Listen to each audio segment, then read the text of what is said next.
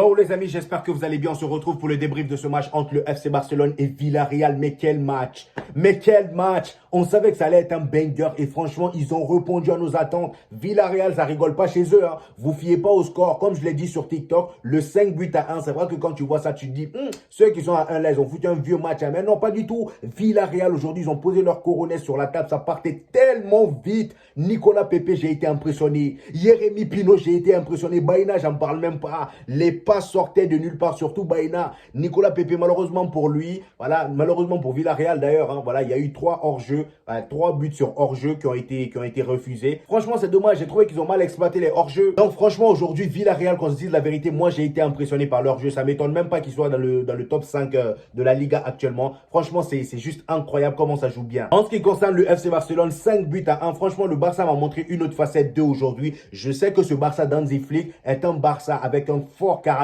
Aujourd'hui, on savait que ça allait être compliqué. Ça a été compliqué pour eux. Cette victoire 5-1 là, ça n'a pas été facile pour eux. Le Barça a vraiment galéré. Tu sentais à un moment du match que ça pouvait marquer de part et d'autre. Il y avait de grosses occasions de part et d'autre. Villarreal avait des occasions de malade mental. Mais heureusement qu'aujourd'hui, voilà, pour le FC Barcelone, ils sont tombés sur un gros Ter Stegen, malheureusement qui s'est blessé d'ailleurs. Voilà, une grosse pensée à Ter Stegen. Mais je pense que les Barcelonais sont bien contents. Mais Ter Stegen, on va en parler. J'ai vu sur Twitter qu'il y avait plein de Barcelonais qui étaient contents. Mais bon, ça c'est une autre histoire. On va en parler juste après. Donc voilà, le FC Barcelone aujourd'hui, j'ai trouvé que voilà, Hansi Flick a voulu faire un peu de changement. La défense était un peu remaniée. Ils ont mis Dominguez à côté de Inigo Martinez.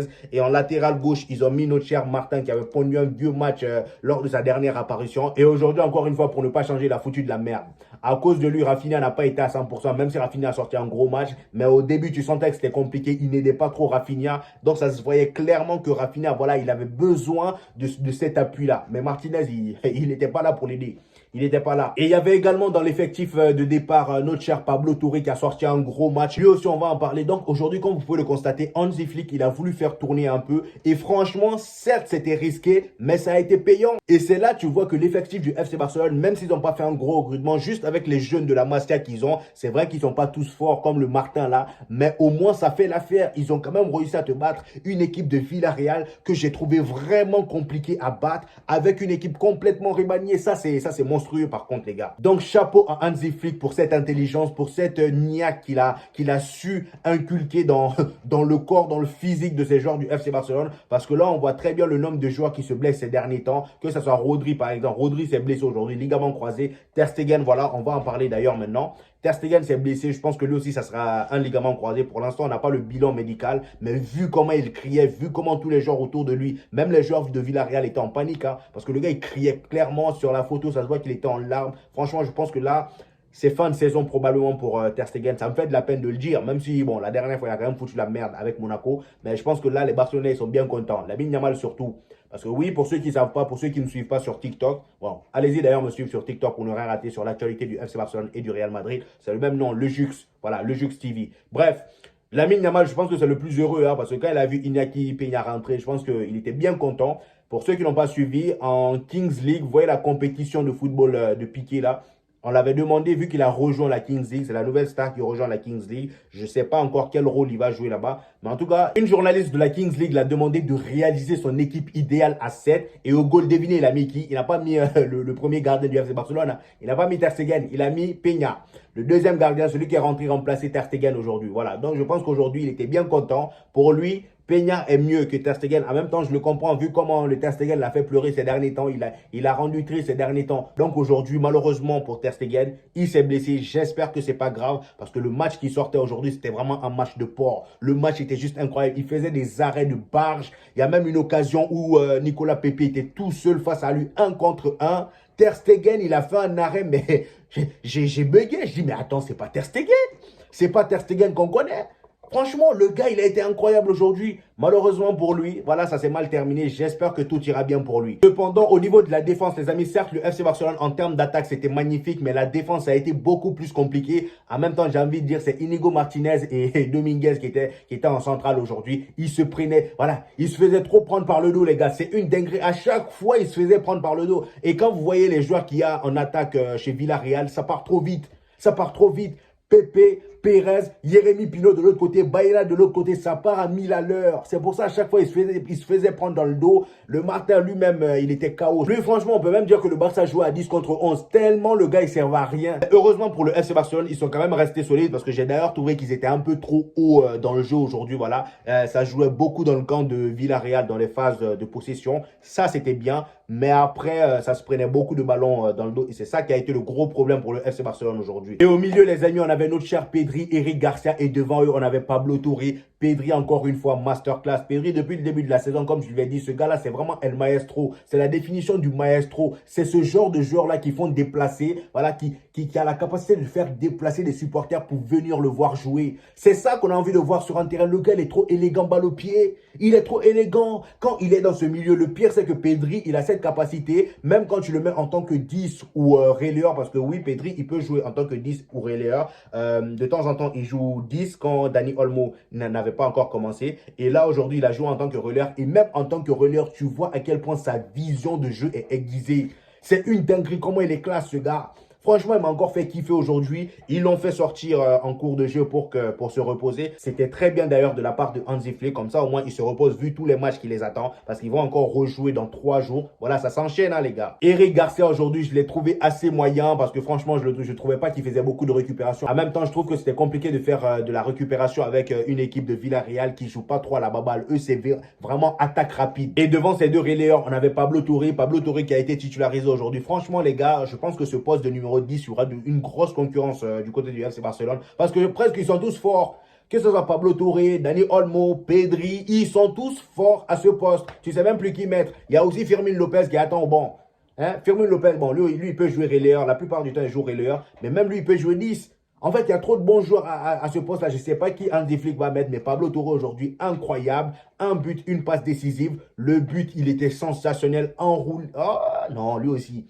Le but, il m'a fait crier, les gars. La passe décisive, j'en parle même pas. Pour Robert Lewandowski, le gars, il te pousse le ballon entre les pieds du joueur de Villarreal. Ça, oh là là, franchement, les gars, c'était beau. C'était beau à voir. Pablo Touré aujourd'hui, incroyable. Et c'est là, tu vois que plus on avance dans le temps, plus le FC Barcelone se transforme en équipe de gamins. Et ces gamins-là deviennent une terreur. Ces gamins-là deviennent dangereux. C'est que des insolents regroupés. Lamine Yamal, c'est le boss. On va en parler d'ailleurs, Lamine Yamal. Parce que de toute façon, elle a traumatisé notre Cardano. Cardano, aujourd'hui, il a souffert, les amis. Cardano, aujourd'hui, il a souffert. On va même en parler directement. Cardano, aujourd'hui, il a souffert dans les mains de Lamine Yamal. Ce petit-là l'a traumatisé. Lamine Yamal, déjà, pour vous dire, le gars, depuis le début de la saison, il est impliqué sur presque tous les buts du FC Barcelone. Il n'y a pas un match du FC Barcelone où il n'est pas décisif. Aujourd'hui, la fois, il te met un enroulé. Je pense que si ça rentrait, c'était le but de l'année. L'enroulé qui fait, ça part taper le poteau là. Pour moi, ça rentre, c'est le but de l'année. Ça rentre, c'est le but de l'année. La passe décisive de malade mental qui te fait un Rafinha extérieur du pied. Plus on avance dans le temps, plus le gars, il commence à faire de nouvelles choses qu'il ne faisait pas avant. C'est là que tu vois son évolution. À seulement 17 ans, bordel. Là, je viens de dire un gros mot. J'espère que YouTube n'a pas entendu. YouTube, j'espère que tu n'as pas entendu. Bref, franchement, Lamine Yamal, c'est une dinguerie, les amis, à quel point ce gamin-là est fort. Aujourd'hui, il a torturé Cardano, le poteau. Cardano, il a 25 ans. Lamine Yamal a 17 ans, c'est son petit frère. C'est son petit frère, ça se trouve. Cardano, il a un petit frère du même âge que Lamine Yamal. Je vous ai dit la dernière fois dans mon dernier débrief du FC Barcelone, je vous ai dit Lamine Yamal, la façon dont il est insolent là, imaginez, à chaque match, il traumatise des pères. Mais est-ce que vous savez ce que ces gens-là vivent après le match chez eux? Ils ont peut-être des enfants ou des petits frères du même âge que Lamine Yamal. Comment eux, ils vont oser maintenant gronder leur enfant ou leur petit frère qui a le même âge que Lamine Yamal et qui a vu son père ou son grand frère se faire humilier par ce Lamine Yamal? Comment vous voulez? Comment? Parce que tu dis un mot de travers, le petit peut te dire, attends, je vais appeler Lamine Yamal, tu vas voir. C'est ça. Franchement, pour vous dire, il a tellement traumatisé Cardano aujourd'hui qu'à la fin du match, le gars en avait marre. Il a failli le balayer. Il a même balayé. Il a balayé Lamine Yamal. Et j'ai dit, bien fait pour toi. Bien fait pour toi. Tu es là sur le terrain, je veux bien comprendre que tu es insolent, mais il faut diminuer ton niveau d'insolence là. Franchement. Et c'est à ce moment-là d'ailleurs, tu vois Rafinha venir le défendre. Et au sol, on voit Lamine Yamal en train de sourire. Vous voyez? Vous voyez, c'est pas pour rien que c'est le suprême. C'est pas pour rien que je l'appelle l'insolent 19 Pro Max. C'est le suprême, c'est le boss. Le boss ultime. L'autre, il a un téléchargement. Gavi, il arrive. C'était lui le numéro 1 de base. Mais là, Lamine Yamal l'a dépassé. mon amour pour ce Gavi aussi. Franchement, j'espère qu'il va vite revenir lui aussi. Voilà, franchement, Lamine Yamal aujourd'hui, incroyable. Il a été impeccable. Un match encore. Je pense que pour moi, au jour d'aujourd'hui, il ne faut pas qu'on se le cache. Hein, c'est le meilleur joueur du monde. Voilà. Et le pire, c'est qu'eux, ils n'ont même pas besoin de pénalty. Hein. Vous voyez ce que je veux dire? Voilà, ils n'ont pas besoin de pénalty. Ça marque des buts de malade mental. Là, le FC Barcelone, on peut dire que la Liga, là, je ne sais pas qui va venir les chatouiller. Mais surtout, les gars, j'ai hâte du Classico. J'ai hâte du Classico. Comment on va faire pour battre ces gens-là? Comment on va faire? Parce que là, ce Barça, ça rigole pas. Hein. En Liga, ça rigole pas. En Ligue des Champions, ils ont des gens qui sont beaucoup plus forts qu'eux là-bas. Mais en Liga, ils chient sur tout le monde. Ça, on le voit depuis le début. Ils chient sur tout le monde. La Ligue des Champions, il y a des chieurs Pro Max là-bas aussi. Voilà. Bayern Munich qui tape des 9-2. Bon, je pense que 9-2, 9-1 même, non? Voilà, 9-2 ou 9-1. 9 buts marqués en 9 matchs. Dites-vous, ils ont marqué 20 buts en 3 matchs, les amis. Là. Hier, ils ont fait 5 buts à 0. 5 buts à 0 face à Werder Bremen ou 5-1. Franchement, donc là, dites-vous que le Barça, c'est vrai qu'ils sont chauds. Mais en Ligue des Champions, au moins là-bas, ils ont leur père. Ça les attend. Mais après, on ne va pas non plus les sous-estimer parce que s'ils ont perdu face à Monaco, c'est aussi à cause du carton rouge qu'ils ont obtenu. Ça, je le sais. Donc, je pense qu'ils vont quand même réussir à faire de gros matchs pour les prochaines rencontres de Ligue des Champions. Ce que j'espère pour eux. Et pour terminer, Robert Lewandowski, doublé aujourd'hui encore une fois. Il rate un penalty malheureusement, mais il a fait son match. Le gars, depuis le début de la saison, il est en forme. Là, c'est bien parti pour le Pichichi. Franchement, chapeau au FC Barcelone pour ce gros match qu'ils ont sorti aujourd'hui encore une fois. Voilà. C'était mon avis sur ce match, les amis. Donnez-moi le vôtre en commentaire. J'hésiterai pas à vous répondre comme d'habitude. N'oubliez pas le petit pouce bleu, ça fait toujours plaisir les gars, ça aide au référencement. Et pour ceux qui viennent de découvrir ma chaîne les gars, abonnez-vous ici. On parle du FC Barcelone et du Real Madrid. Quand il y a des matchs, on fait des débriefs de chaque club. Et quand il n'y a pas de match, on fait des vidéos actualités pour dire ce qui va ou ce qui va pas dans chaque club les amis. Donc abonnez-vous les gars. Et on se dit au prochain épisode les amis. Peace!